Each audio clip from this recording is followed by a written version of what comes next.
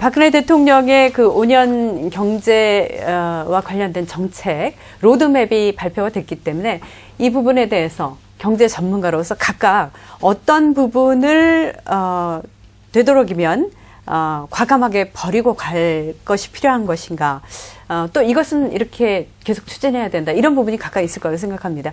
하나씩만 한 가지씩 좀 짚어주시면 어떨까 하는데요. 이상구 위원장님부터 먼저 해주시죠. 이미 뭐 인수위 과정을 거치면서 그 상당히 축소되고 그 왜곡되고 뭐 이런 식으로 돼가지고 국민들이 실망을 많이 하고 있는데요.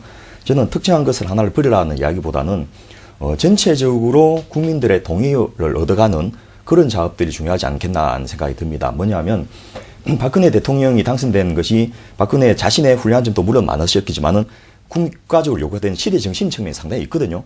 그 시대 정신이 저는 바로 복지국가라고 생각을 합니다. 그 복지국가를 이루는 두 축이 하나가 적극적인 복지고 하나가 경제민주화인데, 이런 것들에 대해서 국민적인 기대와 여망이 있고 또 시장에서 요구가 있는 거예요. 산업적인 요구도 있고. 이런 것에 대해서 물론 공약 자체가 잘못된 것도 상당히 있습니다. 예를 들어서 4대 중증질환만 선별적으로 보장해 주겠다, 이런 거는 현실적으로 좀 쉽지 않습니다. 그런 것을 그런데 축소하기보다는 보장률 80%라는 형태로 좀 더 확대해가지고 국민들 동의를 얻어가는 그런 형태로 하면서 첫 번째는 적극적인 복지 정책을 통해서 일자리를 만들어내고 국민들 삶의 부담을 완화시키는 정책을 하면서 전체적으로 그 국민들의 마음을 그 동의를 얻어가는 그런 형태로 이것을 진행해야 되지 않겠나 생각합니다. 네, 윤 원장님. 예, 그 PPP라는 단어가 있는데요. Public Private Partnership의 약자입니다.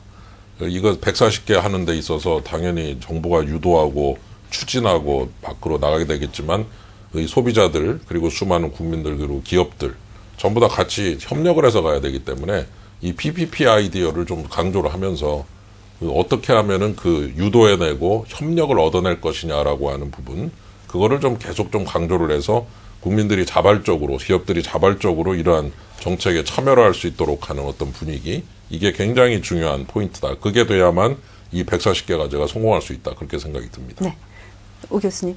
전 조그만 얘기 할게요. 그 4대 중증보험에 관한 얘기를 하면서 의료 공공성 강화를 하겠다는 메시지를 보낸 건데요.